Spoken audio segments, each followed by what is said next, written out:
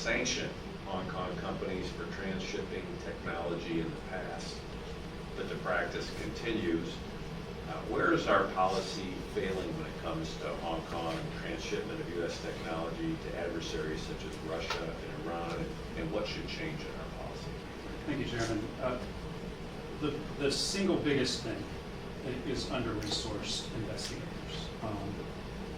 And you know, it's the hardest thing to come to Congress and ask for is more money for just about anything. But it is absolutely critical here that the Bureau of Industry and Security be able to significantly expand its investigations team, as well as update its technology.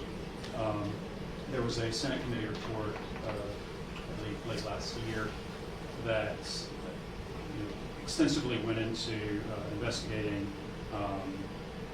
BIS on this, and they found some deficiencies in BIS processes. But the biggest thing in talking to BIS was that they found that you've really got 4 or 5 people responsible for investigating the entire world on this, number one. And number two, they're using incredibly outdated technology. The sanctions evaders are not using outdated technology. And they can hire whoever they want, as many people as they want, to take advantage of whatever systems they want to evade sanctions. There's a lot of money in this business, and it has to be countered with money as well.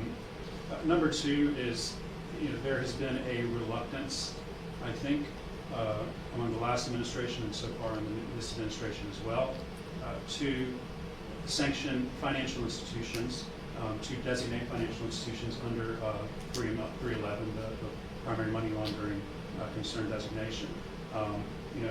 As Ken just noted, I think the reluctance there is that when you sanction a bank, it has ripple effects. And there are some worries about what that might be.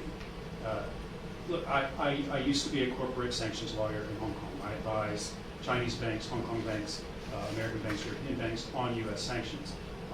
You don't need to sanction every bank doing this.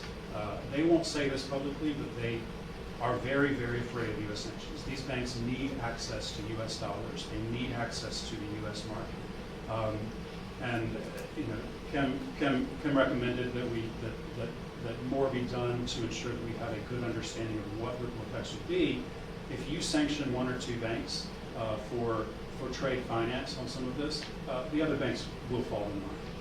They will comply quietly with U.S. sanctions, and they will do more due diligence. So that's a key. Finally, outside of banks, there are other infrastructure issues. Now, if you sanction a trade company in Hong Kong, like in many other jurisdictions, especially corporate safe haven jurisdictions, they can dissolve their company and start a new company within days. So if you're just sanctioning the company, you're not really going to get very far. And that's mostly what the U.S. has done. It's mostly what the EU has done. We need to sanction more individuals, but just as importantly, we need to sanction these shipping companies that are shipping. These are actual goods, right? There are shipping companies that are shipping these goods to Russia. These are much more established companies with many more assets that are hard assets, and it's significantly harder to just switch from there. The corporate services companies in Hong Kong. Now, last year, BIS began sanctioning addresses in Hong Kong, where many of these companies have used corporate services companies to have fake addresses. Those can also change, but there does need to be more of an effort to go after these corporate services companies that are providing some of these corporate benefits. So banks, infrastructure, and more funding and more investigation resources for BIS would be the answer.